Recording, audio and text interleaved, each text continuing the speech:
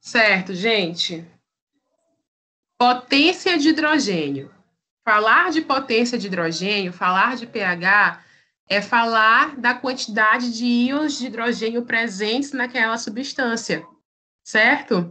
Então, quanto mais hidrogênio eu tenho, mais ácida é a minha substância. E essa equação para a gente calcular o pH é dada por essa tabelinha amarela bem aqui, ó. pH menos log da concentração de hidrogênio. Professora, não lembro mais como calcula o logaritmo. Duas opções. Ou vocês vão ter que voltar para estudar logaritmo, ou já existem aquelas calculadoras que já vêm para apertar o botão do log, tá? Então, vocês podem se resolver dessas duas formas, certo? E aí, lembrando que a busca de todo organismo é o quê? Entrar em equilíbrio. Não esqueçam dessa frase, que eu acho que eu já falei 350 vezes nessa aula. A busca do indivíduo é entrar em equilíbrio de ácido-base. Então, quanto mais próximo do 7, que a gente vai ver já a escala que vai normatizar essa quantidade de pH, mais equilibrado está o meu organismo. Pergunto para vocês, quando essa substância, quando esse pH está acima de 7, ele é ácido ou ele é básico? Básico. Básico.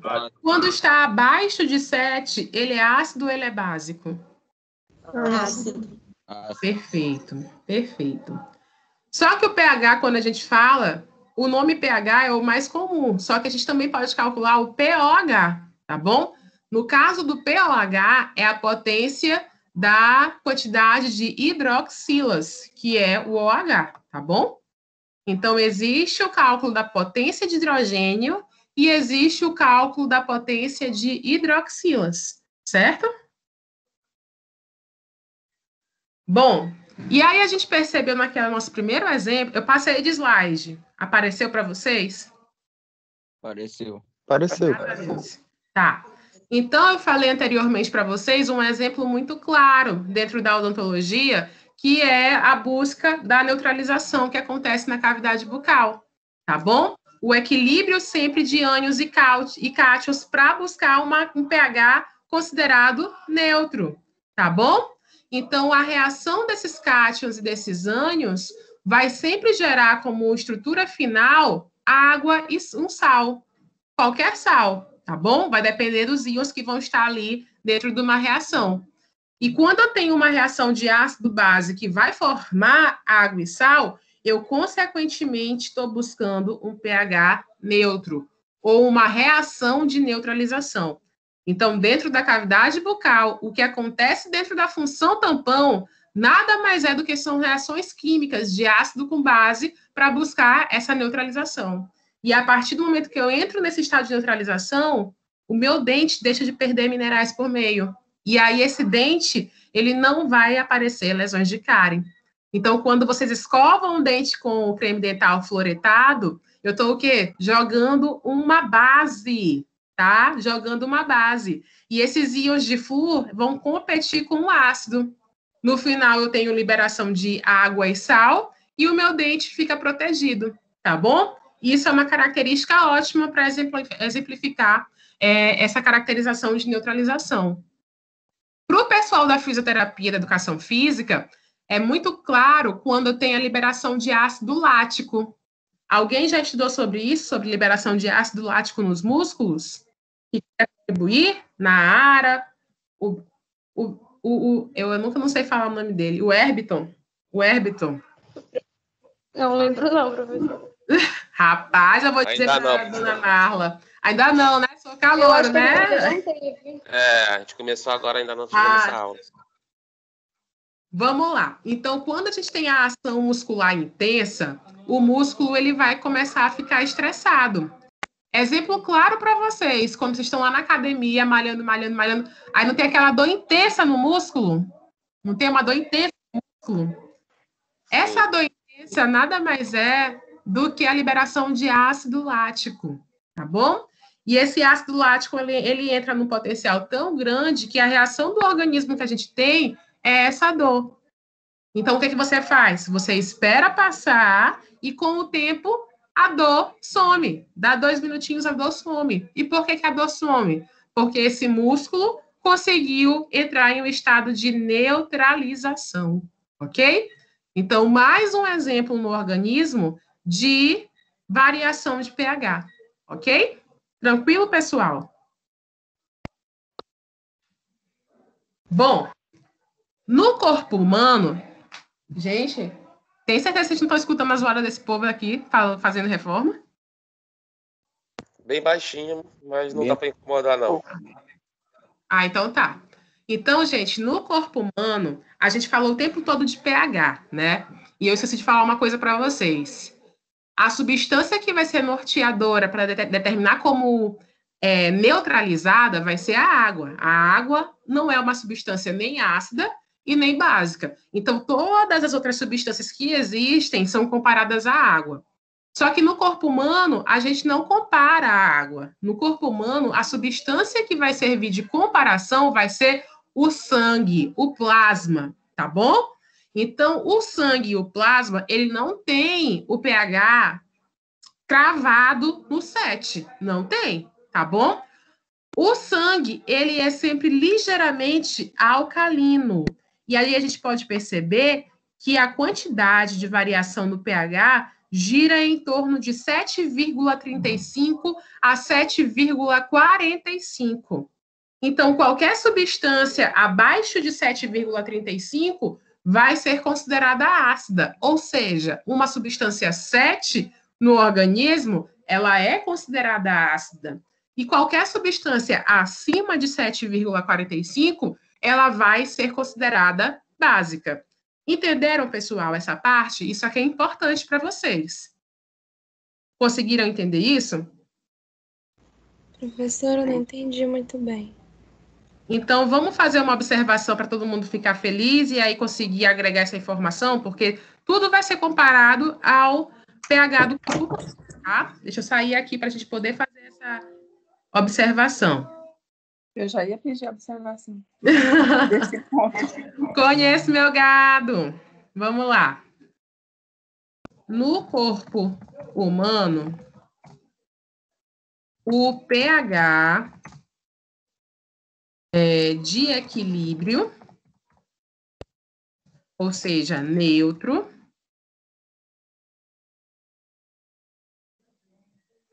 não é 7. 7 está relacionado à água. No corpo humano, tudo se compara ao plasma. E o pH do plasma varia entre 7,35 e 7,45. Está relacionado à água. Ana Paula, conseguiu fazer o print? Eu nem sei se Paulinha ainda está aqui na reunião, não vi. Vou tirar agora. Na hora.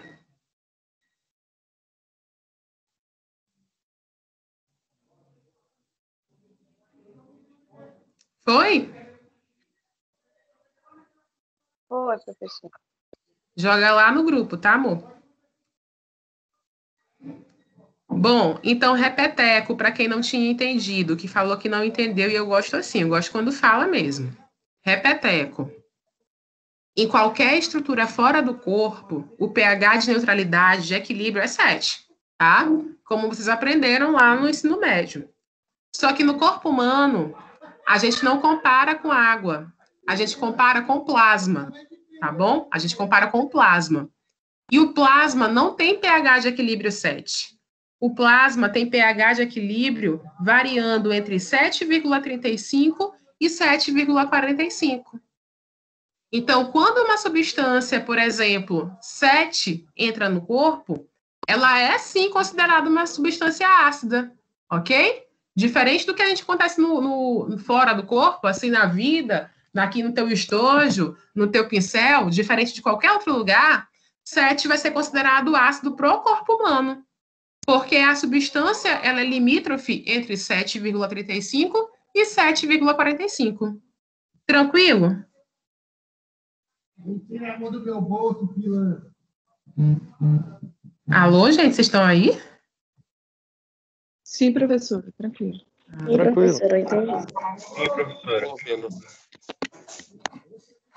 Porém, pessoal, esse sangue ele pode variar de acordo com a ação executada pelo organismo. Então, a gente percebeu que existem várias situações no corpo. Eu dei uma situação para fisioterapia e outra para odonto. E existem outras, tá? Outras infinitas, que podem levar a essa característica de acidose no corpo ou de alcalose, tá bom? Então, aqui só para vocês lembrarem, em qualquer lugar fora do corpo, soluções neutras estão em 7, soluções ácidas são abaixo de 7, soluções básicas são consideradas acima de 7. No corpo humano, não. A solução neutra fica entre 7,35 e 7,45. Então, até a água, se entrar no nosso corpo, pode ser considerada ácida, tá bom? Não sei se vocês já tiveram interesse de ler sobre o rótulo de água mineral. Às vezes a gente tem uma água mineral, não vou falar de marcas, tá? Que é R$1, e nós temos outras águas que são 5, 7 reais. Vocês já perceberam isso? Já viram sobre isso? Já perceberam que existe... São aquelas águas mineralizadas, né? Exatamente. E aí, essa água que é de R$1, se vocês olharem o pH dela é 4, 5, entenderam? Então, quando entra no nosso organismo, o que vai acontecer com o pH do meu organismo? Vai lá para baixo. E eu tenho que trabalhar para entrar em estado de neutralização. Já essas águas de 7 e 8 reais, se vocês pegarem o pH delas, o pH é 7,2, às vezes é 7,8, é 8, porque fica mais fácil do pH do nosso corpo continuar em estado de equilíbrio, entenderam? Depois que eu falei isso para o meu pai, ele só compra essas águas de 8 reais, porque ele ficou abismado que isso fazia essa diferença toda no nosso corpo. E aí eu percebi que muitas pessoas não tinham esse entendimento em relação ao que a água tinha de informação. E por isso essa variação de preço. Entendeu? Não sabia. Eu vou prestar atenção nisso agora. Agora é só água de 8 reais. Certo. Então, gente, quando o nosso corpo ele entra em um estado muito ácido ou muito básico, ele precisa arranjar formas de conseguir voltar ao seu estado de equilíbrio. Então, a gente tem como forma de voltar para o estado de equilíbrio o sistema tampão, que a gente já viu que existe na cavidade oral, né? E também existe na mucosa genital, tá certo? Nós temos a regulação renal e a regulação respiratória. Gente, regulação renal nada mais é do que fazer xixi. Então, você faz xixi para excretar aqueles íons até conseguir o organismo entrar em uma situação de equilíbrio. E regulação respiratória nada mais é do que liberação de gás carbônico. Quando a gente libera gás carbônico, outras moléculas conseguem ir junto. E essa excreção dessas outras moléculas, que às vezes podem ser ou muito ácidas ou muito básicas, também fazem com que esse corpo entre novamente em equilíbrio. Então, lembrem-se sempre dessas 3 funções. Isso é um dos objetivos da aula, tá bom? Como que o corpo humano consegue retroceder, voltar ao estado de equilíbrio? Sistema tampão, regulação renal e regulação respiratória. Sistema tampão, ação de substâncias químicas no meio, como acontece no músculo, como acontece na boca. Regulação renal, excreção urinária, é xixi mesmo, liberação de urina com um monte de metabólito que não presta para o nosso corpo. E regulação respiratória, gás carbônico liberado com outros íons que vão também trazer menos prejuízo para o corpo humano. Tá bom? Estão acompanhando o slide? Está passando direitinho? Tá sim, professor. Tá passando. Então, pessoal, para alcançar a regulação do pH dos líquidos, nós temos aqui o mecanismo químico, mecanismo respiratório e mecanismo renal. E aí a gente já falou sobre isso. Mecanismo químico, sistema tampão. Tenho liberação de substâncias químicas para conseguir regular a quantidade de íons na minha cavidade bucal. Ou no meu músculo. Tranquilo, sem problemas. Mecanismo respiratório, eliminação rápida de dióxido de carbono com outras substâncias que podem fazer mal para o meu corpo, como, por exemplo, a nicotina, tá certo? Mecanismo renal, elimina íon de bicarbonato. Esses três são os três que a literatura de vocês apresenta. Mas se eu fosse falar para vocês, existe um quarto mecanismo. Quem sabe quem é esse quarto mecanismo? Quem quer chutar aí? Um outro mecanismo de liberar substâncias e íons que fazem mal para o nosso corpo. Pelas fezes? Oi? Não escutei. Fezes? Febre? É febre que ele falou? Não entendi. Fezes, professora. Ah, fezes. Pelas fezes também, mas eu não estava nem falando disso, porque pelas fezes é mais a característica mesmo de ingestão de alimentos. É metabólito ruim do intestino, especificamente, tá? E do suor, não é não? Secreção de suor, exatamente. Muito bem. Então, a secreção de suor também é uma forma de regular o mecanismo do pH do corpo humano, tá certo? Então, se eu fosse... Eu botei esses três porque são os três que tem no livro de vocês. Mas a gente sabe que a excreção de suor também é uma forma de regular o pH, tá bom? Tanto o pH quanto a temperatura do corpo. As duas formas. Gente, então a gente falou até agora o que o corpo pode fazer para conseguir regular, né? Mas se o nosso mecanismo não funcionar, por exemplo, se meu rim parar, se a minha função respiratória não estiver boa, se eu tiver algum problema no desequilíbrio da minha cavidade bucal e eu não conseguir fazer o mecanismo do desrê, se eu tiver algum problema no mecanismo muscular e eu não conseguir voltar ou reduzir o ácido lático do meu músculo, o que pode trazer de malefício para esse organismo? Tá bom? Então, o desequilíbrio do pH plasmático, ele pode levar a reações de oxidação celular, a produção de metabólitos e a absorção de íons por meio de alimentação e digestão. Professora, eu não entendi nada. Traduz. Vamos lá. Reação de oxidação. Na reação de oxidação celular, nós temos a liberação de uma estrutura chamada de radicais livres. Já ouviram esse termo, radical livre, em algum lugar? Já. Sim, professora. Onde? Diz aí, onde? Estresse oxidativo. Estresse oxidativo. O que mais? Outro exemplo.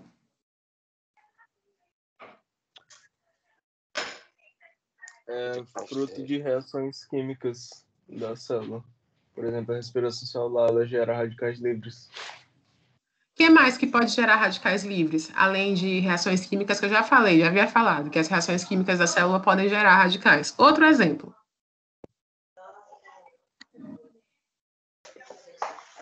O meio externo, professor. Moléculas estáveis, radical livre. Como o quê?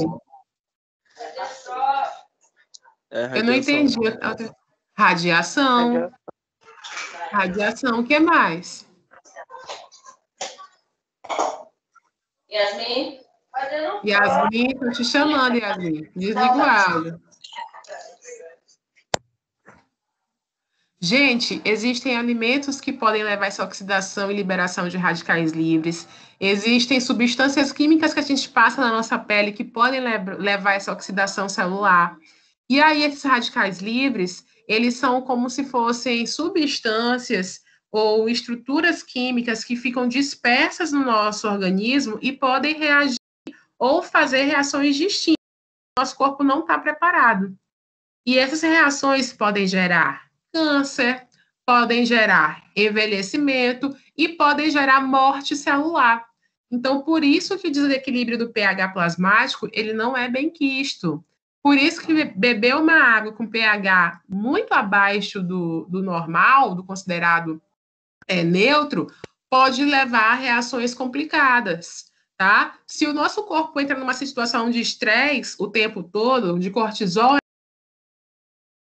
eu tenho liberação de radical livre de forma constante. Então, por isso que atualmente a gente vê um alto quantitativo de pessoas com câncer, por isso que as pessoas envelhecem com mais rapidez, tá? Aquelas que estão expostas ao sol, tá? Por quê? Por causa da liberação de radical livre. Hoje, toda essa parte de estética e também de ações contra o câncer vem no controle da liberação desses radicais livres, porque eles são os principais vilões em relação a essas características, tá certo? Então, quando vocês repararem nessa informação de radicais livres, de reação de lá, liguem as anteninhas, tá? Porque isso pode levar ao aparecimento de outras doenças, e essas doenças podem levar à morte, ok? Produção de metabólitos não deixa de estar relacionada à característica de reações livres, de radicais livres, porque os radicais livres não vão deixar de ser metabólitos, tá bom? E a absorção de íons por meio de alimentação e digestão. Então, a gente viu que a água com pH baixo pode ser caracterizada. Outra coisa que vocês gostam de dar para o filho de vocês, um tal de capo, que é docinho, docinho. Ele tem uma acidez extrema e também leva ao aparecimento de radicais livres e pode fazer mal para a criança. Esses alimentos extremamente industrializados também estão relacionados com reações que podem levar à liberação de radicais livres. Então, tudo isso consegue corroborar para esses desfechos que estão aumentando hoje em dia, como o próprio câncer. Tá bom, pessoal? Entendido? E o café muito doce. Café muito doce? Café só vai te deixar ligadão e viciar mesmo, mas não tem relação muito grande com isso não, tá? Certo. E quando é que a gente considera um quadro de acidose? Quando é que a gente pode dizer, olha, essa pessoa entrou em um quadro de acidose? É quando o pH dessa pessoa fica abaixo de 6,85, tá bom? Lembrando que o que é padrão, o que é normal para o organismo é de 7,35 a 7,45. Se ele entrou em um estado de 6,85, é porque ele entrou em acidose. E o que isso pode trazer para ele, professora? Morte celular. Então, se eu tenho um órgão inteiro em acidose, esse órgão pode entrar em falência. Se eu tenho um organismo inteiro em estado de acidose, esse organismo pode morrer, tá bom? E a alcalose, pessoal? Quando é considerada alcalose? Quando o pH fica acima de 7,95, o pH do organismo. E o que pode levar ao estado de alcalose? Um funcionamento anormal da célula. Professor, o que é um funcionamento anormal da célula? Gente, por exemplo, as hiperplasias, que é quando a célula começa a fazer mitose exacerbada. Mitose, muita mitose. Quando a gente tem esse quadro de muita mitose, é um funcionamento anormal da célula. E esse funcionamento anormal da célula pode resultar em câncer, tá bom? Pode resultar em formação de cistos e tumores que não necessariamente vão ser malignos, mas que podem trazer alguma disfunção para o organismo. Aquela célula que tem uma função X, ela pode começar a desempenhar uma função Y. Então, tudo isso vai trazer alterações para o organismo e que, de uma forma ou de outra, também pode resultar em morte. Tranquilo, pessoal? Alguma dúvida? Entenderam?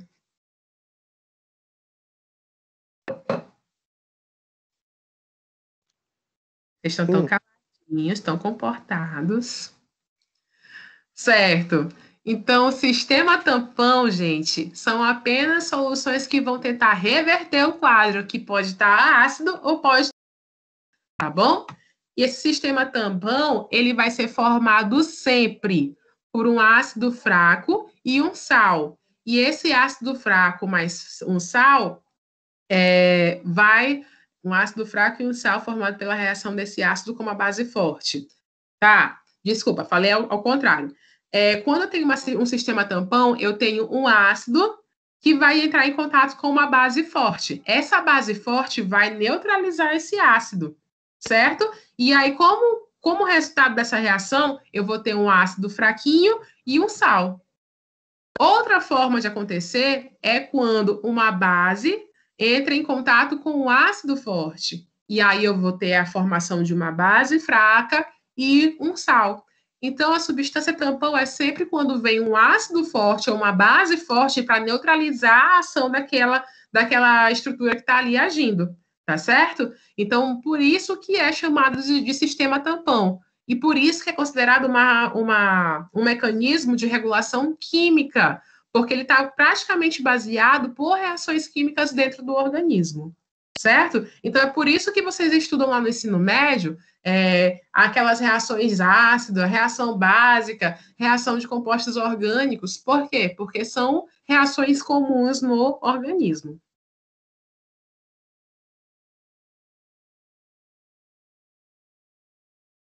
Certo. Bom, lá, já nas soluções de tamponamento existentes no corpo, a gente viu que não são só mecanismos químicos que vão estar atuando, mas também a gente tem outras estruturas que podem formar ou regularizar esse pH.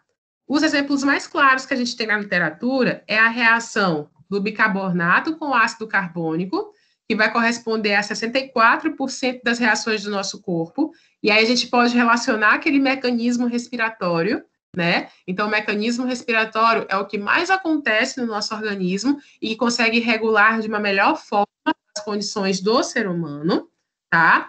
Nós também temos a ação da hemoglobina com a oxihemoglobina, as reações de proteínas ácidas com proteínas básicas. Essas proteínas ácidas e básicas são bem mais características nas regiões dos rins, e nós temos também os fosfato de monoácido e o fosfato de diácido.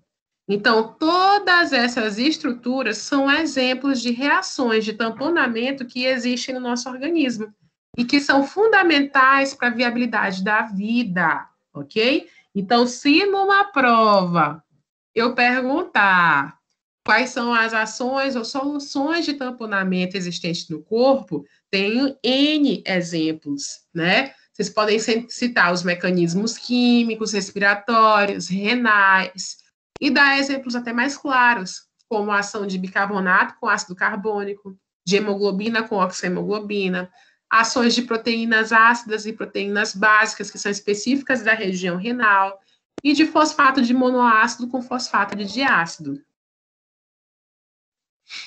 Certo, agora é a hora que vocês querem me matar. Respirem aí um pouquinho, tá bom? Prestem atenção aqui, porque é isso que aparece nas provas de vocês quando a prova é feita pela instituição, certo? Mas eu acho que sou eu que vou fazer essa prova também, não é a instituição, não. Eu vou perguntar para a coordenação e eu digo para vocês na próxima aula. Bom, para calcular o pH de uma solução, a gente utiliza a seguinte fórmula. Então, aqui pH, se tem o nome pH, é para situações de solução ácida, tá bom?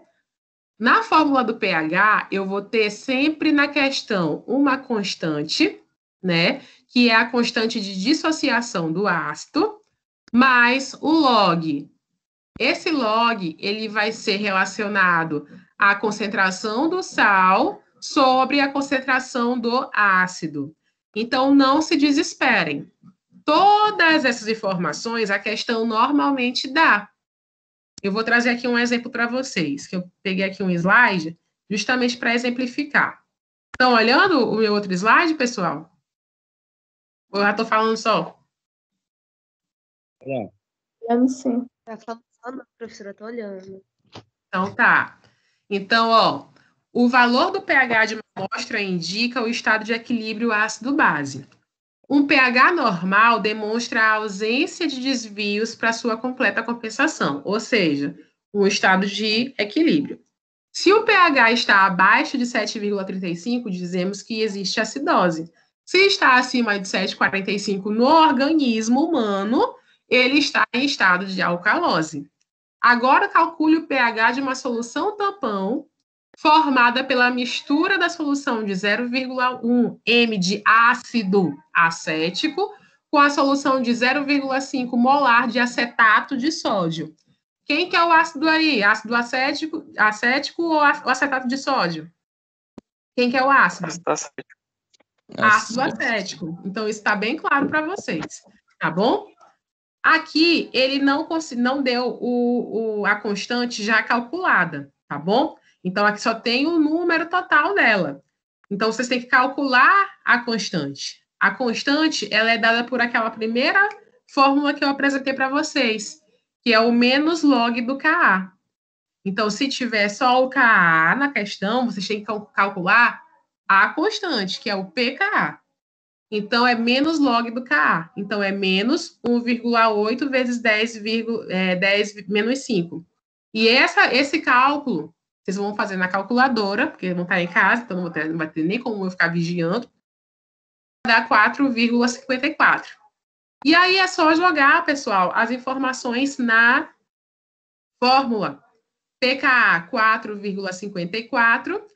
E aí nós temos o log do sal, que no caso vai ser o log do acetato, né? Que é 0,5, sobre o log do oh, meu Deus do céu, do ácido, tá bom? Que aqui a gente já tem o valor, que é 0,1. Normalmente, eles já dão até o valor do log. Então, vocês só vão colocar nessa fórmula e calcular, e marcar a opção correta. Então, parece um bicho de 7 cabeças, mas todas as informações já vêm na questão. O que eu vou fazer para vocês, para facilitar? Próximo à avaliação, eu vou fazer umas atividades dessa para vocês treinarem, tá bom? Como calcula... Professora, Oi. você pode explicar novamente, por favor? Posso sim. Tá. Então, vamos lá. Mas um pouco devagar, por favor. Um pouco devagar, vamos lá. É porque, como ninguém estava falando, eu estava achando que vocês não estavam prestando atenção no que eu estava dizendo. Então, estava só fazendo minha parte. Mas, graças a Deus, alguém falou. Dentro da questão, vai sempre vir as informações de concentração de todas os ácidos e todas as soluções, tá bom? Se você prestar atenção, a fórmula que eu dei no slide passado foi essa bem aqui, ó. Potencial de hidrogênio, que é o pH. pKa é a constante do ácido, a constante de dissociação. Aqui eu tenho a concentração do log do sal e aqui a concentração do log do ácido, tá bom? Normalmente, eles vão dar o pKa, né, que é a constante de dissociação. Mas nessa questão, eles não deram o pKa. Eles deram só o valor do ácido acético, que é 1,8 menos 10,5, 10,05, eu acho que é 10,5, na verdade. 10,5. Então, para calcular a constante, eu tenho uma outra fórmula, que é esse pKa bem aqui, tá bom? Que é esse pKa bem aqui. Deixa eu começar a riscar, porque senão vocês vão se perder no que eu estou falando. Então, esse pKa, ele não deu. Ele deu só o Ka. Professora, se ele der só o Ka, o que eu faço? Eu vou ter que calcular o pKa. Qual que é a fórmula do pKa? Menos log do Ka. Ah, professor, o Ka eu tenho. Tenho, tá bem aqui, ó. Então, eu tenho menos logaritmo de 1,8 vezes 10, menos 5, eu acho. É 10 menos 5. Esse bichinho aqui não existe, não. É errado. 10 elevado a menos 5. 10 elevado a menos 5, né? Eu acho que eu botei errado, tentei colocar na fórmula e não consegui. E aí, tenho lá na calculadora de vocês, para calcular o logaritmo. Só apertar o botão lá, de colocar essa função e apertar o botão do log. E aí eu tenho o valor, 4,54. Oba, essa informação eu já tenho. O que eu preciso agora? Então, eu só vou usar essa fórmula se eu não... Se não der o pKa. Ah, tá. Se ele não der. Na maioria das vezes ele dá. Só que eu já estou dando macete para vocês, caso ele não dê. Tem como calcular, tá bom? Aí, eu preciso agora do log da concentração do sal. Concentração do sal. Cadê a concentração do sal? Vamos lá. A concentração do sal era 0,5 m. E aí, ele já me deu aqui o valor do log dele. Certinho, ó. Dados, log do 5, que acho que eu botei foi errado aqui também. Essa questão é do caderno de vocês. Log do 5, que é 0,7. Então, eu já tenho também o log do sal, 0,7. Sob a concentração do ácido.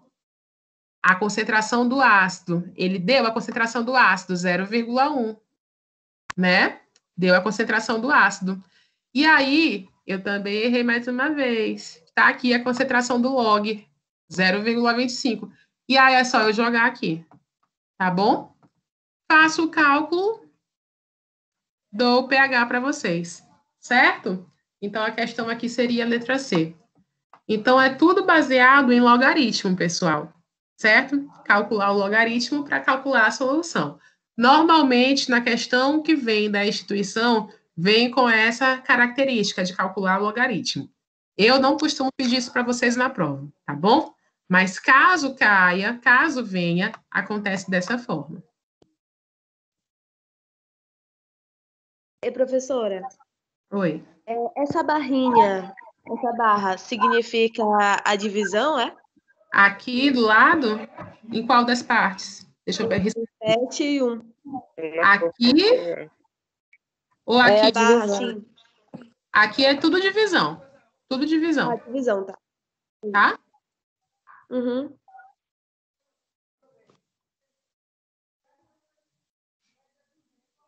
Não, não é essa aula, não.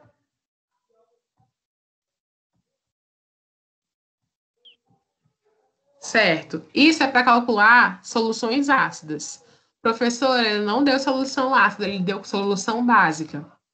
É a mesma fórmula. Não tem diferença. Aqui, concentração do sal, embaixo, concentração do ácido. Calculo o pKb, igual naquela questão que eu mostrei para vocês. Só que ao invés de ter ácido, vocês vão ter base. É só isso. Não tem diferença, tá certo? E ao invés de ser pH, vai ser POH. Por quê? Porque eu quero saber quantas hidroxilas tem naquela solução. Quanto maior a quantidade de hidroxila, mais alcalina vai ser a solução. Tranquilo, gente?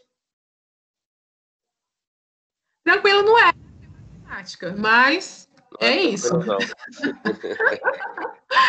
Mas é isso, viu? É só a fórmula e sempre eles dão todas as informações. É só jogar e calcular. Ainda bem que uma questão não reprova, né, prof? Não, mais duas dessa. Aí complica. No corpo humano, o que acontece clinicamente caso ocorra alteração do pH nos líquidos corporais? Então, qual que é a reação instantânea do meu corpo se ele tiver muito alcalino ou se ele tiver muito ácido? Imediatamente, a minha respiração muda, né? Começa a aumentar a frequência respiratória do corpo humano, justamente para eliminar aquela substância que está tornando meio ácido.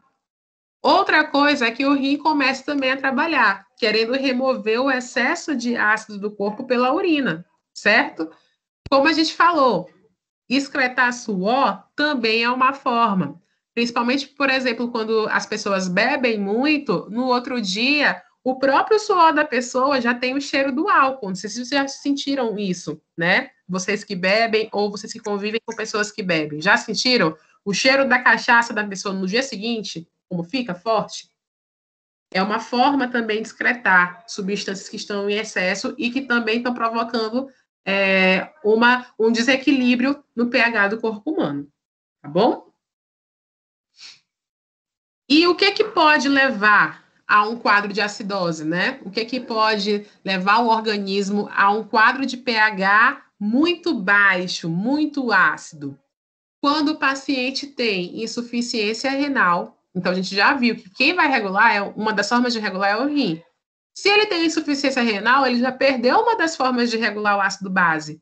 Então, isso pode levar a um estado de acidose. A acidose tubular renal, que acaba sendo a mesma coisa. A acidose lática, que a gente viu que o ácido lático, ele também pode levar a essa situação. Então, se um esportista entra em um estresse muscular muito alto, pode levar também a esse quadro de acidose lática. Ingestão de substâncias tóxicas, como álcool, como drogas, certo? E perda de base com bicarbonato através do trato gastrointestinal, causado por diarreia ou por muito vômito, tá bom? Então, lembra que eu perguntei lá no início da aula o que pode levar a uma perda de sais minerais e aí quais características esse paciente pode ter? Então, aqui está a resposta, pessoal. Ó, insuficiência renal pode levar à acidose. A acidose lática, ou seja, estresse muscular, também pode levar a uma característica de acidose. Ingestão de substâncias tóxicas, muito vômito, muita diarreia. E aí a gente lembra também, de uma forma bem clara, a característica da diabetes. A diabetes é uma doença crônica que também leva a um quadro de acidose. É muito comum pacientes diabéticos entrarem em estado de insuficiência renal, em estado de acidose lática. É muito fácil. Por quê? Porque os níveis de regulação hormonal desse paciente estão descompensados. E aí é muito mais fácil para ele entrar no estado de acidose. Tá bom?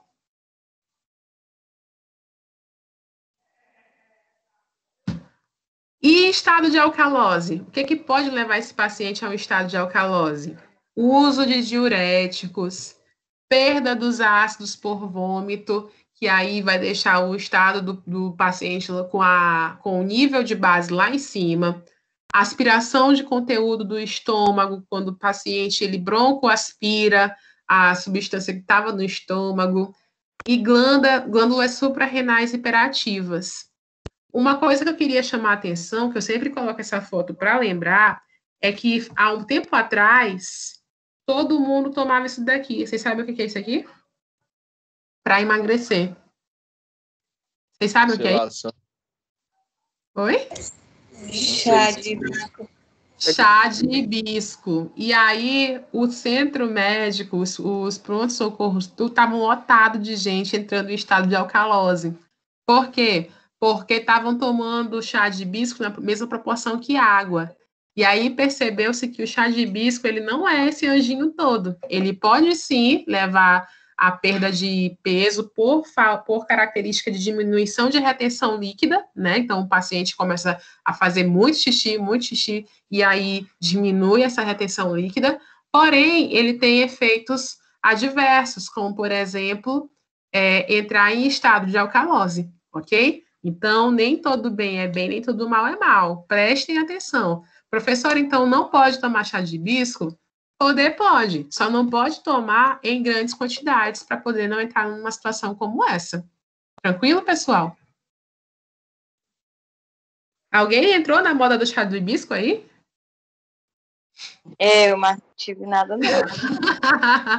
Também, professor. Muita gente entrou nesse negócio aí. Tomei, mas falaram que a mulher fica estéril, aí eu parei.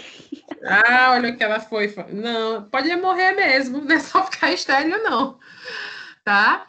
Então, desvios extremos, eles vão acabar culminando em falência do órgão. A gente viu que o rim, se ele entrar em estado de insuficiência, o paciente morre. O estômago, o intestino, o sistema gastrointestinal, se entrar em estado de falência, a pessoa morre. E tudo isso vai estar relacionado ao quê? A variações de pH, a variações de sais e bases no corpo humano. E vocês viram no início da aula que corresponde só a 2% de formação do organismo. Então, olha o risco que pode ter, tá bom? E aí, o valor compatível de pH no estado de acidose com a vida é 6,85.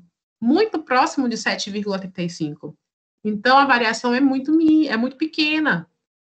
Muito pequena. Então, por isso que o corpo fica o tempo todo tentando voltar ao estado de equilíbrio, porque é muito mais fácil entrar em estado de acidose, tá bom? E no estado de alcalose é quando chega próximo a 7,95, e também passa a ser não tolerado o organismo para a vida, ou seja, acaba morrendo, ok? Professor, e aí como é que eu sei que meu paciente está com estado de acidose ou alcalose? a gente tem que medir esses eletrólitos presentes no corpo do indivíduo. Então, a gente que é da odontologia, eu não sei se vocês prescrevem isso, ou solicitam isso, da fisioterapia da educação física. Eu não fui atrás dessa informação para passar para vocês, ó. Esqueci. Mas a gente que é da odontologia, a gente solicita exames de gasometria. Vocês viram que uma das formas de a gente medir e discretar é a partir da respiração, né, não? Então, o paciente sopra em um tubo e aí a gente mede a quantidade de ácido e a quantidade de substâncias básicas presentes no organismo do paciente. Já os eletrólitos são medidos através da urina, o exame de urina. Então, são formas de saber se o paciente está em estado de alcalose ou em estado de acidose. Só que não é muito comum a gente pedir, não. Esses são exames mais solicitados quando o paciente já está na UTI, está internado faz um tempo, que está começando a apresentar falência do rim, ok? Então, começa a ser solicitado esse tipo de exame. Como é que vocês estão? Estão bem? Sobreviver. Assim, bem é uma palavra forte, né? Eu dei a aula mais densa primeiro, justamente para vocês conseguirem entender. Essa segunda aula é bem facinha, porque não é tão longe do que vocês sabem, tá bom? São só 19 slides. Bora logo dar uma pauleira para não ter que marcar aula extra? E a gente poder fazer... Professora, pira a paz, pelo amor de Deus. Fazer o quê? Pira a paz. Tira a paz? Tem como dar uma Tira a pausinha? paz. Bem Ah, pequena? tem sim. 15 minutos tá bom para vocês? Tá bom, professora. Eu até agora não entendi o que a Kézia falou. Fala, Charliane.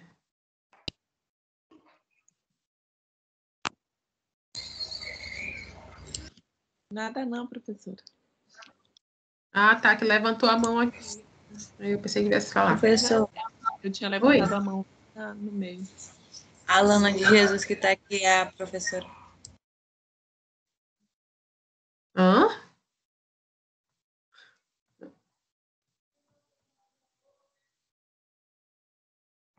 Para voltar em 15 minutos, então, professora? 15 minutos, são 9h40.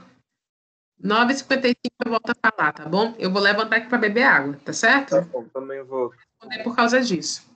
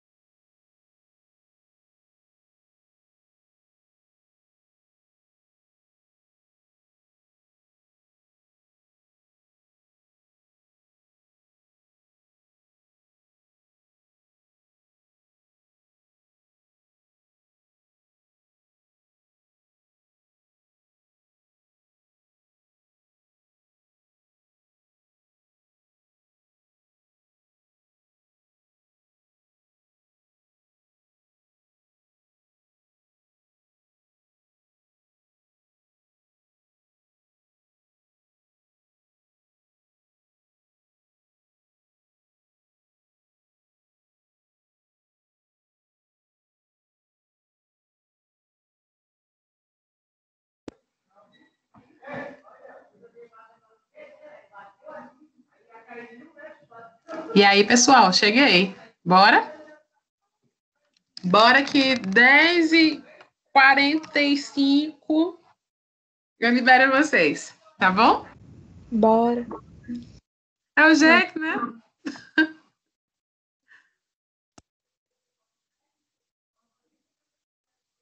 Vamos lá. Vamos falar agora de aminoácidos e proteínas, peptídeos, enzimas, ok? É uma aula mais tranquila porque proteína acaba sendo mais próximo da vivência de todo mundo, tá?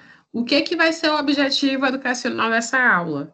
Vocês saberem diferenciar o que é um aminoácido, de um peptídeo, de uma proteína e de uma enzima, tá bom? Então, o que é um aminoácido? O que é um peptídeo? O que é uma proteína? E o que é uma enzima? É tudo a mesma coisa? Ou uma coisa tem nada a ver com a outra? Então, é isso que a gente quer saber hoje. Combinado, pessoal? Então, vamos lá. Quando eu falo de proteína, eu falo de uma estrutura que é um composto orgânico. Ou seja, dentro eu vou encontrar moléculas de carbono. E elas são extremamente importantes para a construção do organismo.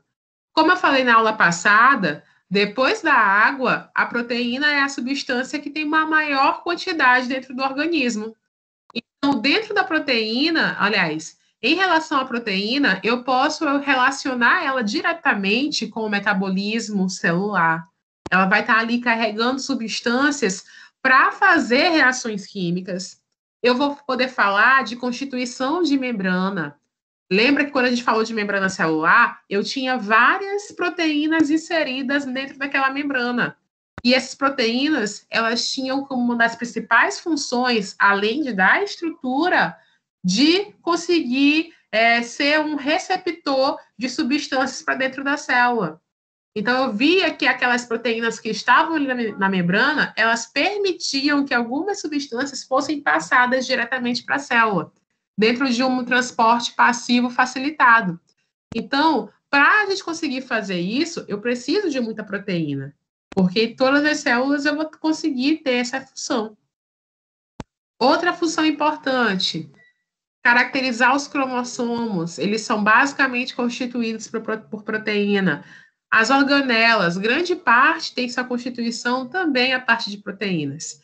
Então, por isso que a proteína, ela é uma das estruturas mais importantes da função humana. E uma proteína, pessoal, ela pode ser também definida, conceituada, como uma cadeia de aminoácidos. Então, a primeira diferença, a proteína é como se fosse uma estrutura grandona. E o aminoácido é como se fosse a estrutura básica que vai conformar a proteína, ok? E enzima? O que seria enzima? Enzima são proteínas. Enzima não deixa de ser proteína. Enzima é um tipo de proteína, tá bom? Só que ela tem uma função específica. A função da enzima é fazer com que as reações químicas, biológicas, elas aconteçam de uma forma mais rápida. Então, aqui embaixo, eu tenho uma figura que mostra muito bem a função da enzima. Se eu não tiver a enzima, a reação vai ser mais difícil de acontecer. Eu vou ter mais obstáculos para enfrentar. Já com a enzima, não. A enzima vai fazer com que a reação aconteça mais facilmente. Então, com a enzima, eu tenho mais rapidez, eu tenho mais viabilidade, eu tenho mais maleabilidade para fazer a reação. Então, por isso que as enzimas são fundamentais também dentro do organismo. Às vezes, dependendo da situação que a gente se encontre, é a enzima que vai facilitar com que aquela reação aconteça. Muitas vezes, quando as pessoas ingerem, por exemplo, comidas que são de difícil digestão, o que vocês vão ingerir? Enzima, para poder que aquela substância conseguir passar tranquilamente pelo trato gastrointestinal. Muitas pessoas, por exemplo, que têm intolerância à lactose, o que falta nela é uma enzima chamada de lactase. A lactase que vai ajudar na digestão desse leite. Se a lactase... Professora, Oi? então a carne vermelha, ela tem enzima também? Porque ela também é um alimento de difícil... Como é o nome? Não é que ela tem Digestão. enzima, mas tem enzimas no nosso corpo que facilitam a digestão dela. E às vezes, quem falou comigo? Quem perguntou? Yasmin. Oi, Yasmin, eu sou péssima, desculpa. Já falou comigo 10 mil vezes, eu não gravei tua voz. Às vezes, Yasmin, as pessoas que têm intolerância à lactose, elas também têm dificuldade de digerir carne, porque é do mesmo animal. E aí as enzimas que estão relacionadas à degradação dessa substância que vem do gado, elas estão em baixa quantidade. Então, por isso que quando se come carne vermelha em grande quantidade, a gente apresenta aquela dificuldade de digerir, né? Certíssima. Tá? Perfeito. Sim. Então, a enzima vem nessa característica. A enzima vem nessa função que ela acaba sendo diferente da proteína. A proteína não vai ter a função de facilitar reações químicas. A gente viu que as funções são outras, né? A proteína propriamente dita, ela é estrutural, ela está relacionada a transporte. Mas se eu falo de uma proteína específica para acelerar reações, eu falo de enzima, tá bom? Então, guardem já essa informação. Proteína, ela vai ter outras funções. Enzima, acelerar reações. Deixar as reações mais fáceis de acontecer. Tá certo? Professora, só pode só explicar de novo quais são as funções em geral da proteína e não da enzima? Certo. As funções da proteína, elas estão basicamente relacionadas à constituição física da pessoa. Então, a gente sabe que dentro da membrana celular, dentro daquela característica de ser bifosfolipídica, nós temos a inserção de várias estruturas proteicas. Além de dar conformação para essa membrana, ela também vai auxiliar no processo de mecanismo de transporte. Lembra que as proteínas elas vão ser responsáveis por carregar substâncias que estão no meio extracelular e mandar para o meio intracelular, substâncias específicas, tá bom? Também a gente pode citar outras funções, como, por exemplo, o citoesqueleto. O citoesqueleto, ele é formado a partir de proteína também. Então, quem faz aquela armação rígida, que dá resiliência para a membrana, é a proteína. A formação dos cromos também é baseada em proteína, tá bom? A maioria das organelas são formadas a partir de proteína. Então, por isso que ela é indispensável, certo? Na nossa pele, no nosso dente, nos nossos músculos, também a gente encontra proteína. Quem vai dar a estrutura, a de resistência para ela, de resiliência aos impactos funcionais, vai ser a proteína, tá bom? Professora, não sei se... Oi. Só para ver se eu não estou associando errado. Essa questão de divisão celular, que a proteína é importante, tem a ver com aquilo que a gente estudou de tubulina? Centríolos.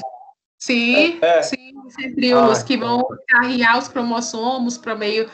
Eu não posso nem falar porque é a atividade de vocês, mas aqueles pontos que vão levar os cromossomos para a região do meio da célula, centralizar, dividir, que vão orientar a divisão dos cromossomos, quem faz tudo isso são ligamentos de proteína, tá bom? Certinho? Entendi. Perfeito. Essa é a minha dúvida. Obrigado, professor. Nada. Certo. Então, a gente falou da função da proteína, que são inúmeras, falou de enzima, que tem a função de acelerar reações químicas, né? E aí a gente tem os aminoácidos. E aí? Pergunto para vocês, o que aminoácido é? Alguém já ouviu falar de aminoácido? É a menor estrutura da proteína. Exatamente. Então, o aminoácido, pessoal, é a estrutura menor, é a mínima estrutura formadora de proteína. Quando eu tenho um conjunto de aminoácidos organizados, aí sim eu tenho uma proteína constituída. Então, por isso que quando a gente fala de aminoácido, a gente fala de uma estrutura menor, uma estrutura reduzida, certo? Que vai ser formada por carbono, oxigênio, nitrogênio e pode, por muitas vezes, apresentar também moléculas de enxofre, ok? Características específicas que eu só encontro em proteína e que vão fazer com que elas sejam diferentes de carboidrato, de lipídio, de outras substâncias. O que eu vou olhar para uma estrutura química, dar de cara com a estrutura química e vou perceber que é uma proteína. Como que eu diferencio? Numa proteína, pessoal, eu tenho uma estrutura chamada de amina. Desculpa, um aminoácido. Eu tenho uma estrutura chamada de amina, que é o NH2. Eu também encontro carboxila, que é essa estrutura COOH. E aí, além da amina e além da carboxila, eu vou ter um radical, que não é a mesma coisa de radical livre que eu falei da vez passada, tá bom? Apesar daqui da gente chamar também de radical livre, tá? Esse radical é como se fossem outras substâncias que vão estar ali nesse composto, que eu vou já mostrar na imagem seguinte, e que vão fazer com que um aminoácido seja diferente do outro. Professora, eu não entendi nada. Mostra a figura para eu entender. Vamos lá. Aqui eu tenho uma glicina, aqui eu tenho uma alanina, aqui eu tenho um ácido glutâmico e aqui eu tenho um ácido aspartico. Se vocês perceberem, em todos esses aminoácidos, eu tenho o NH2, que é a amina, e eu tenho a carboxila, que é o COOH. Então, isso é uma estrutura comum, única, em todos os aminoácidos. E aí, eu vou ter o radical. Esse radical que vai fazer com que seja diferente a glicina, da alanina, do ácido glutâmico, do ácido aspartico. Então, se cair na prova qual que é a estrutura do aminoácido que diferencia um do outro, vai ser a amina, vai ser a carboxila ou vai ser o radical que vai ser diferente? O radical. O radical, tá bom? Então, prestem atenção nisso. O que vai diferenciar entre os aminoácidos é apenas o radical. E esse radical pode ser simplesmente uma molécula de hidrogênio, como pode ser esse composto enorme que a gente encontra aqui no ácido aspartico e no ácido glutâmico. Isso aí não vai fazer diferença e não vai deixar de ser um aminoácido, ok? Professora, uma proteína, Oi. ela pode ter vários aminoácidos com radicais diferentes? Exatamente. Vai ser uma cadeia de aminoácidos com radicais distintos, tá bom? Por isso que quando vocês fazem aquela cadeia de DNA, tem a adenina, não sei o quê, que encaixa com a G, que encaixa com a U. Lembra disso? Que vocês dão lá em genética? G, U, C, não sei o quê, que tem que encaixar para formar uma estrutura do DNA. Então, ali eu tenho aminoácidos distintos para formar uma proteína única, que é a molécula dupla hélice de DNA, ok? Então, isso é um exemplo claro, que é uma mistura de aminoácidos para formar uma proteína. Certo, pessoal? Uma coisa que eu não falei para vocês no slide passado é que também existe dentro do aminoácido um carbono alfa. O que é o carbono alfa? É esse carbono aqui, ó, que consegue ligar, que consegue aglutinar a carboxila com a amina com o radical livre. Então, esse carbono alfa, ele é como se fosse o centralizador. E a pessoa que consegue... A pessoa é ótimo. Mas a estrutura que consegue unir todas as outras estruturas comuns do aminoácido. Então, sempre também vai ter um carbono alfa centralizado no meio do aminoácido, ok? Então, mais uma vez, dentro do aminoácido eu encontro carboxila, amina, radical livre e carbono alfa. Certo. Carbono alfa, a gente já sabe o que é. Ligado a esse carbono alfa, eu vou ter esse radical livre. Esse radical livre, ele vai fazer com que a gente classifique e diferencie os aminoácidos. Então, como eu falei da vez passada, o radical livre vai me dizer quem é a amina, quem vai ser glutamina, quem vai ser não sei o que, lamina. Então, são estruturas que vão servir para eu identificar esse aminoácido. Só que a gente tem que saber também que nem todo aminoácido o ser vivo consegue produzir. Como Yasmin perguntou ainda agora, professora, e a carne e o leite, eles são de difícil digestão, não são? São. E aí a gente precisa de enzimas específicas para digerir, não é isso? Mas nem sempre esse organismo vai ter essa enzima, nem sempre esse organismo vai ter esse aminoácido presente no seu organismo. E esse fato de estar presente, de ser produzido pelo organismo ou não, é um fato importante para a gente classificar o aminoácido, ok? Como que a gente classifica? Nós temos os aminoácidos essenciais, que são os aminoácidos que eu só consigo ter a partir da ingestão de alimentos, ok? Quem são esses aminoácidos? Valina, triptofano, treonina, serina, metionina, lisina, leucina, isoleucina, fenilanina, arginina, são aminoácidos que eu só consigo obter a partir da ingestão de alimentos. Então, por isso que a gente faz complementação com whey protein.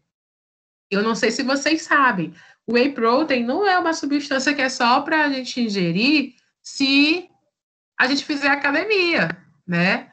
Atualmente, as nutricionistas, elas costumam prescrever na dieta do paciente complementação com whey protein. Por quê? Porque com o passar dos anos, cada vez mais a gente deixa de produzir esses aminoácidos. E isso acarreta em diferentes funções no corpo. A gente perde massa magra, que é o mais importante que as pessoas vão atrás do whey, né? Que é por causa da construção da massa magra. Mas também a gente perde características de vitalidade da pele, já que a proteína está presente na pele. A gente perde características de funções do organismo. Então, existe uma necessidade de complementação constante de whey. E isso tem que ser dosado, né? Cada pessoa vai ter uma necessidade distinta. Então, por isso que o nutricionista precisa prescrever esse whey. Hoje, o whey ele é vendido de forma como se fosse creme dental, como se fosse arroz na quitanda, né? Mas sabe-se que o whey precisa de prescrição. É a nutricionista que vai te dizer quantos gramas você precisa ingerir, qual tipo de whey você precisa ingerir, justamente por causa dessa característica de aminoácidos que são considerados essenciais. Ok, pessoal? Tranquilo? Alguma dúvida? Tá bom, professora. E nós temos os aminoácidos sintetizados pelo organismo. Esse aminoácido sintetizado pelo organismo, ele é chamado de não essencial ou aminoácido natural. Ou seja, esses aminoácidos, eles conseguem ser produzidos. Então, eu tenho aqui a alanina, a aspargina, que é um aminoácido que a gente encontra lá naquele...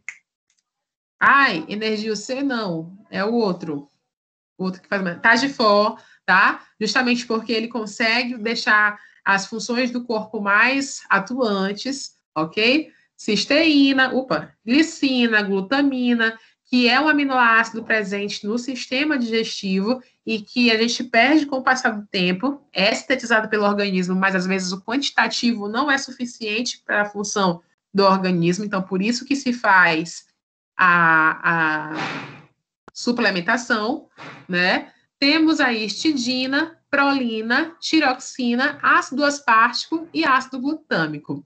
Então, esses aminoácidos, são todos caracterizados como aminoácidos naturais ou não essenciais. Por quê? Porque são produzidos pelo organismo. Certo. Então, a gente falou de proteína, falou de enzima, falou de aminoácido. E os peptídeos, o que são? Tá? Os peptídeos, eles são consequência da ligação do agrupamento de aminoácidos. Então, muito bem, ele falou assim o seguinte, professor, aminoácido é a unidade básica formadora da proteína. Eu disse, excelente. Então, a partir do momento que esses aminoácidos começam a se ligar, começam a se conglomerar, nós temos as formações dos peptídeos. Se eu tenho 2 aminoácidos, eu tenho um dipeptídeo. Se eu tenho 3 aminoácidos, eu tenho um tripeptídeo. E se eu tenho 4 aminoácidos, eu tenho um tetrapeptídeo. Então, é como se fosse uma sequência. A unidade básica é o aminoácido, ele se uniu com outro aminoácido, eu já tenho um peptídeo, ok? Se esse aminoácido se ligou com o terceiro aminoácido, eu tenho um tripeptídeo. Se ele ligou com 4 aminoácidos, eu tenho tetrapeptídeo. Professor, e se ele ligou com 5? Aí eu já chamo de polipeptídeo, porque eu tenho vários aminoácidos agrupados, ok? E aí, esse 1, 2, 3, 4 aminoácidos, eu chamo de oligopeptídeo, porque eu tenho poucos aminoácidos agrupados. Então, isso é uma forma de classificar os peptídeos, ok? Tá, e dentro da classificação de polipeptídeos, eu tenho a proteína. A proteína, ela é um polipeptídeo. A partir do momento que eu tenho 5 aminoácidos em conjunto, eu tenho 4 aminoácidos em conjunto, eu já posso considerar aquela estrutura como proteína. Então, prestem atenção no enredo. Eu tenho aminoácido, em seguida eu tenho peptídeos, e logo em seguida eu tenho as proteínas. E a enzima, professora, é como se fosse um tipo específico de proteína. O que vai mudar é sua função e não a característica de quantidade.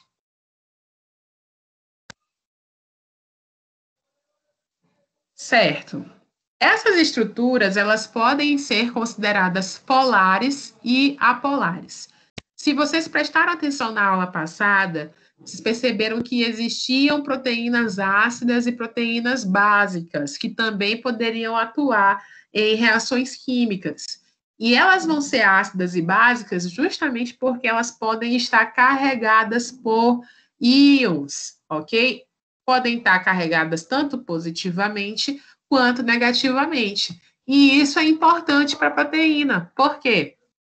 A partir do momento que esses aminoácidos, que esses peptídeos, eles se encontram carregados, significa dizer que eles estão abertos para fazer novas reações. E aí eu tenho aqui 2 aminoácidos que que conseguiram reagir para formar um peptídeo. Então, a função de ser polarizado, de ter carga positiva ou negativa, é para facilitar as reações químicas pertinentes a essa estrutura. Então, quanto mais positivo, mais negativo ele se encontra, mais presente dentro das reações químicas ele vai estar. Lembrando que sempre que a gente tiver uma reação entre 2 aminoácidos ou um aminoácido mais um peptídeo, eu tenho a liberação como consequência de uma molécula de água.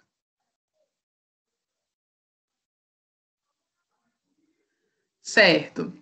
As proteínas, né, nessa característica que a gente falou, de aminoácidos, de peptídeos e proteínas, elas vão ser um composto orgânico com a maior representatividade celular. Ou seja, a gente percebeu que a característica dela é ser muito rica em hidrogênio, em carbono, em nitrogênio, em enxofre, às vezes, etc. E por causa desse grande quantitativo de moléculas, a gente pode caracterizar como uma estrutura de grande representatividade celular.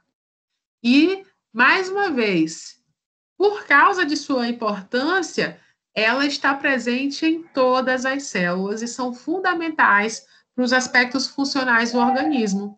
Eu não consigo ter função do organismo sem proteína, e por isso que sua importância é extremamente significativa.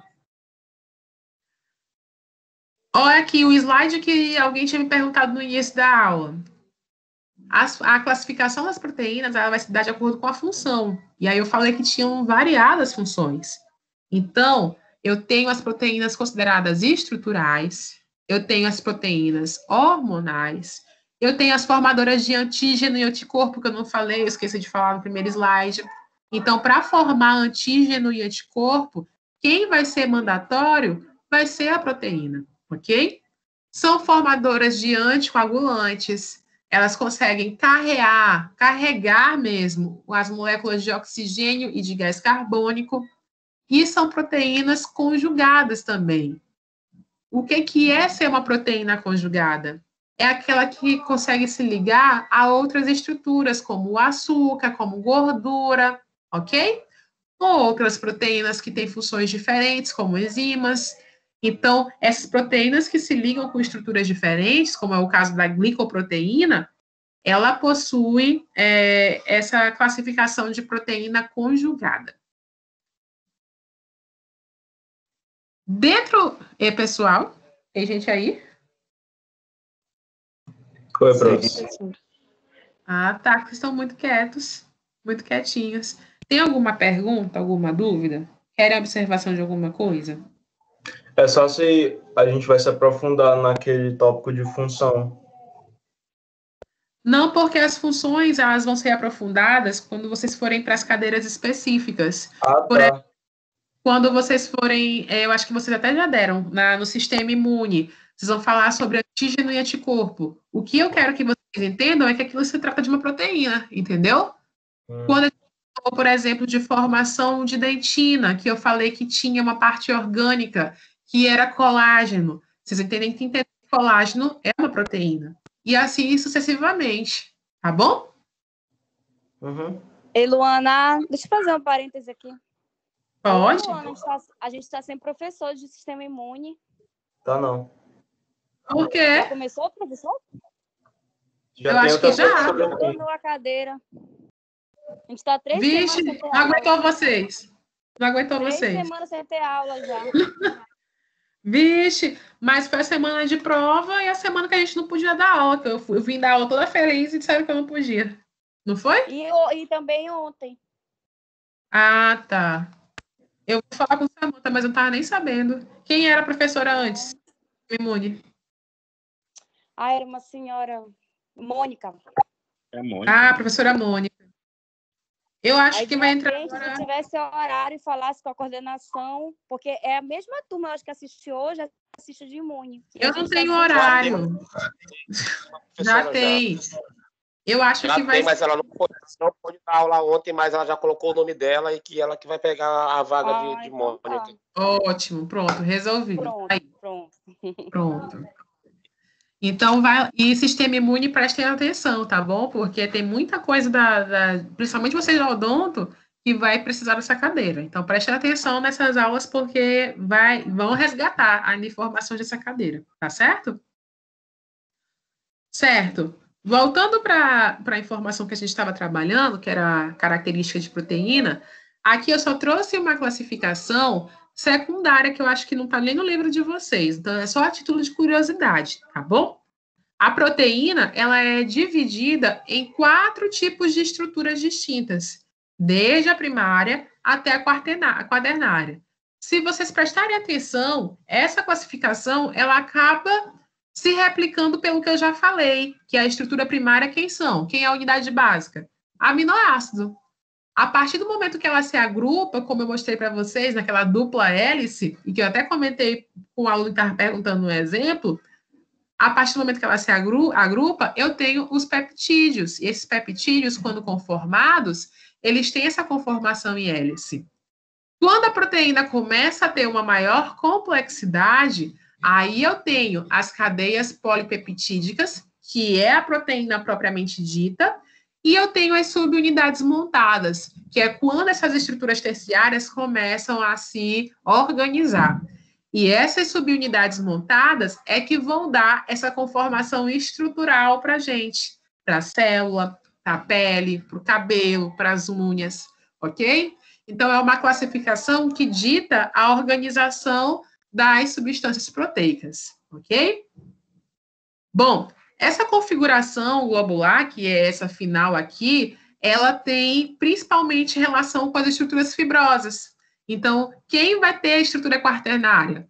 O exemplo claro são as fibras colágenas. São, por exemplo, as fibras que fazem a pele, as fibras que fazem os músculos. Todas essas são provenientes da proteína do tipo quaternário. Tranquilo? E aonde que eu posso encontrar exemplos também que são fora do corpo humano. Por exemplo, na albumina. A albumina é uma proteína que ela está presente no ovo, né? E a gente viu que também pode estar presente em algumas partes do nosso corpo. A albumina, ela vai se caracterizar como uma estrutura quaternária. E por isso que ela é importante, por isso que o consumo de ovo é importante, por isso que o consumo de ovo participa de um dos principais alimentos que vão trazer substrato para a função humana, tá bom? Por causa dessa característica que ele tem. Porém, pessoal, proteína não é só amor, tá bom? A alteração de proteína pode gerar também doenças, e doenças de características genéticas, já que a proteína ela é base formadora da hélice que dá característica para o DNA. Então, se eu tiver uma alteração nessa proteína que está formando a genética, que está formando a hélice, a dupla hélice de DNA ou a hélice de RNA, ter, consequentemente, outros desfechos, outras alterações. Oi? Professora? Eu estou um pouco confuso aqui. A proteína, ela forma DNA? Forma. Então, a proteína, ela pode ter caráter ácido? Pode. Ah, uau. É uma das características dela, que a gente falou ainda agora, era a proteína caracterizada como ácida, tá? Quanto mais ácida ela é, mais participante de reação ela pode ter. Então, a gente pode caracterizar a proteína como polar, Tá, entendi. ok? Tá bom, professor. Tranquilo? Professora. Professor, não sei se está trabalhando muito, mas tem uma composição específica. Ah, sim, ó, a senhora falou, tamina, guanina, tá? Isso, Desculpa, lembrei. exatamente, lembrou, ótimo. Alguém ia perguntar outra coisa além dele? Professora, a minha avó, ela não deixa a gente comer muito ovo, porque ela fala que ela tem um conhecido que ele comia tanto ovo, mas tanto ovo que ele deu um problema na pele. Por causa disso, eu não sei que problema é esse, mas tem todo sentido. Vixe. Foi. Olha, eu acho... Oi? Ixi, ela tá vendo os pedreiros daqui. Relacionado a ovo, essas coisas. Ela não deixa. Mas assim, é por causa... É mais quando era ovo da terra, sabe? Ovo de galinha caipira, que não é ovo... Que às vezes as pessoas não têm um controle tão grande na galinha, etc. E o ovo pode vir com outras infecções e etc. Mas o ovo de supermercado, de granja, tem muito hormônio só, junto com a proteína, só isso. Mas não tem Entendi. Tá então, bom? Tá bom. Taca ovo, pode comer, tá? Então, pessoal, o que pode provocar alterações nessa proteína, nessa cadeia, né, que a gente falou, da hélice de DNA e etc. Oscilações de temperatura, acidez do meio, a gente já viu que elas podem se tornar extremamente ácidas e isso não é positivo para o organismo, e radiação. Porém, às vezes, as alterações genéticas também vão estar relacionadas a alterações nas proteínas, como é o caso do albinismo. Se a gente tem uma alteração proteica nessa cadeia de proteína que vai formar o DNA, e essa proteína está relacionada à formação da pele, ela pode levar a essa configuração albínica. Outro exemplo que o livro de vocês deixa muito claro é o teste do pezinho. Você sabe para que faz o teste do pezinho?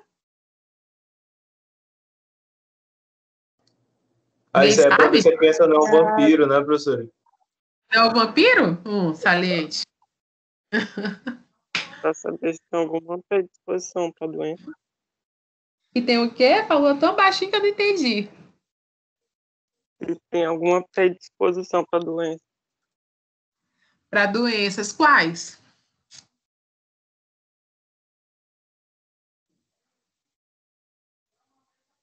Qual doença é a principal, que ela vai ser uma das doenças que são rastreadas pelo teste do pezinho? Vocês sabem? Paralisia infantil. Doenças mentais. Paralisia infantil, doenças mentais. Mas tem uma doença que é essa fenilcetonúria, que está bem aqui escrita aqui embaixo. Quase não apareceu o nome. Fenilcetonúria. São pacientes ou são indivíduos que não podem consumir a proteína fenilcetina, tá? Que é muito comum em vários alimentos industrializados.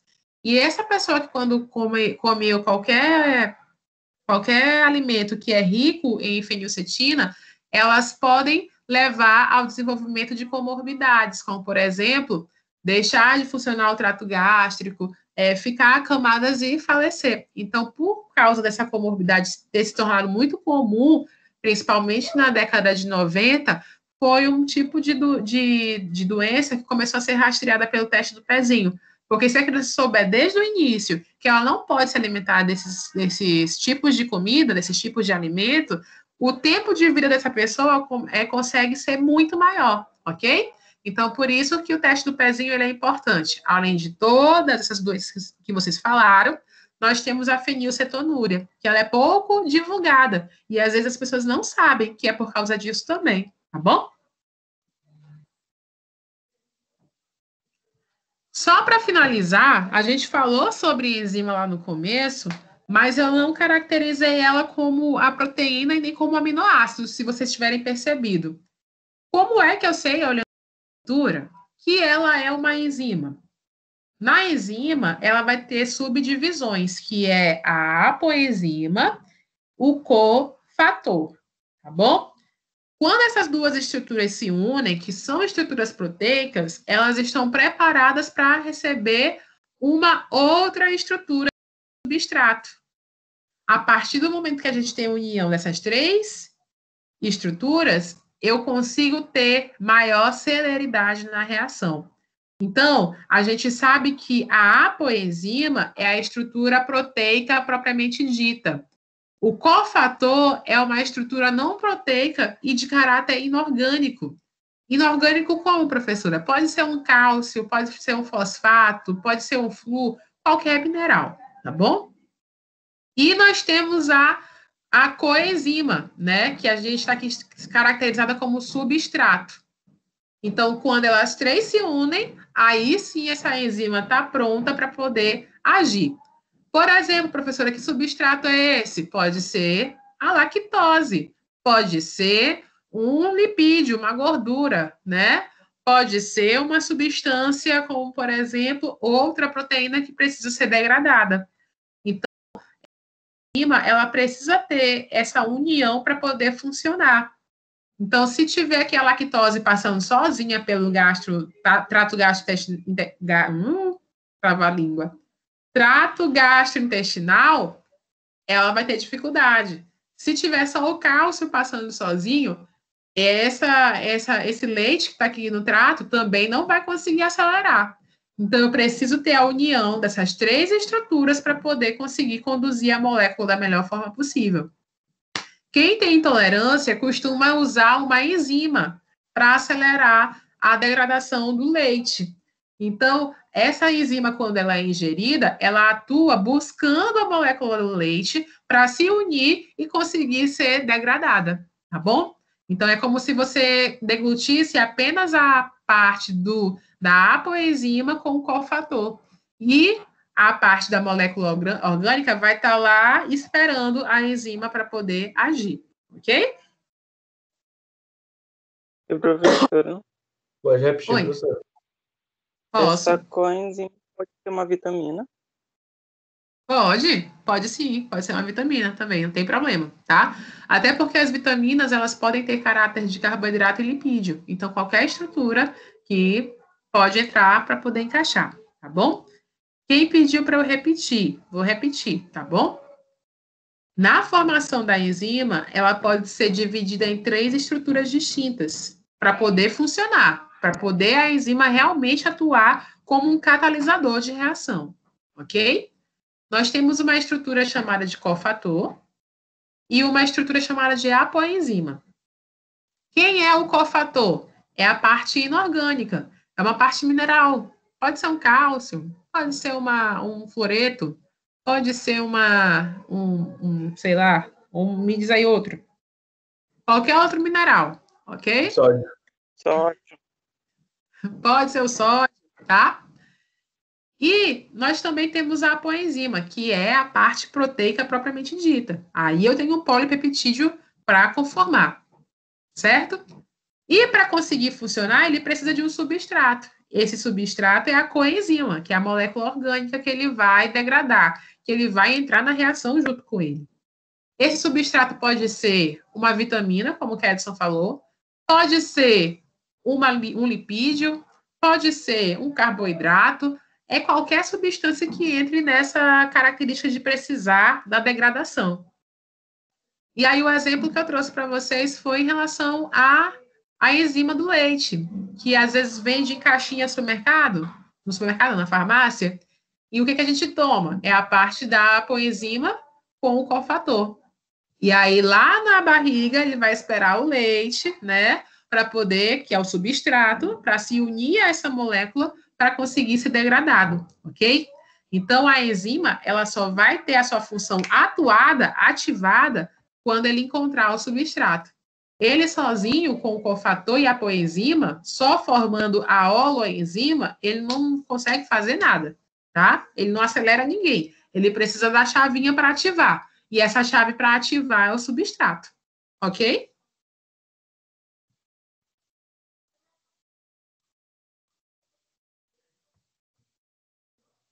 Entendi, professor.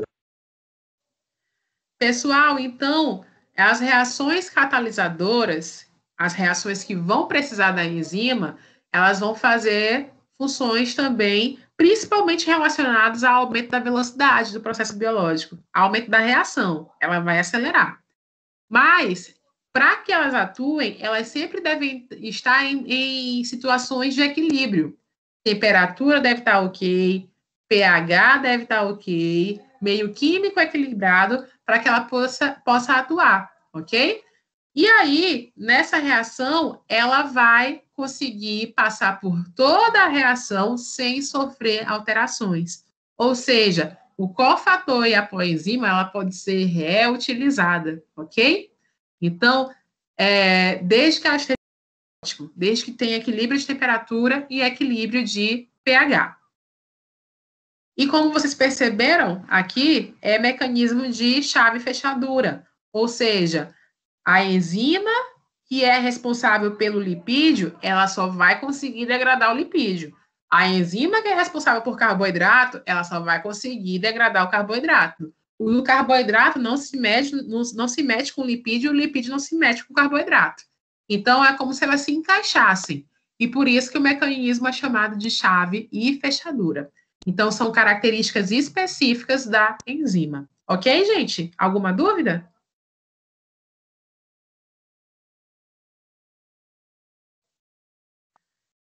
Outra informação importante. Professora, como é que eu sei que é enzima? Normalmente, as substâncias que terminam com o sufixo -ase são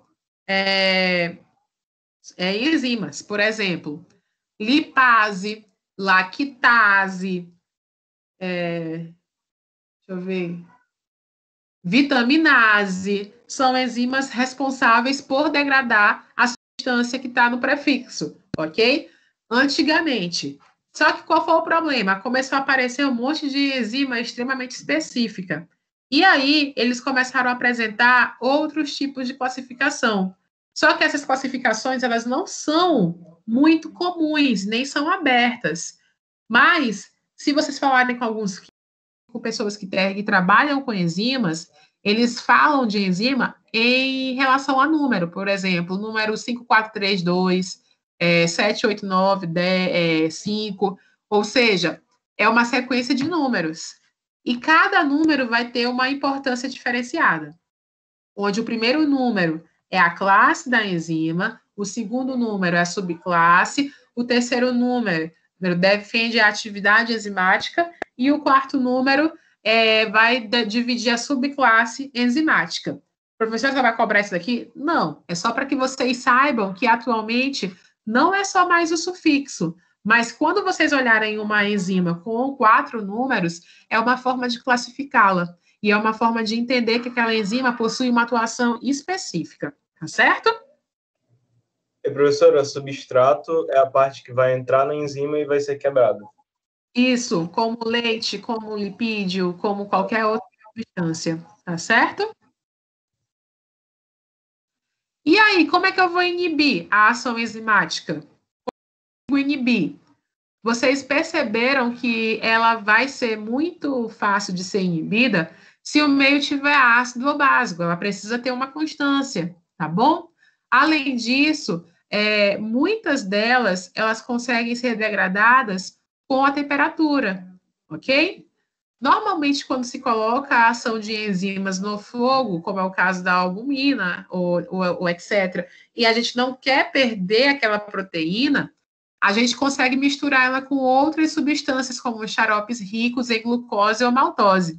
Então, por isso que, às vezes, as pessoas veem a formulação do whey protein e conseguem perceber que dentro do whey, além da proteína, a gente encontra a glucose e a maltose.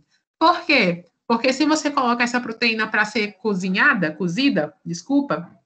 para fazer bolo ou etc., ela não vai perder a sua característica proteica, porque essas outras substâncias vão protegê-las, entendeu? Então, por isso que a ação enzimática acaba sendo protegida também. E é isso, gente. Eu não disse que era rápida a aula de proteína? Bem gostosinha? Very nice. Pessoal, eu finalizo a aula de hoje, né? Lembrando que semana que vem eu irei receber as atividades formativas de vocês. E semana que vem também eu repasso informações sobre nossas aulas práticas que vão acontecer no mês de novembro. E que também vão contabilizar ponto para a formativa. Tá certo? Combinado? Tá. E, professora? Oi? Se eu for acompanhar essa aula no AVA, é a unidade 2, sessão 2?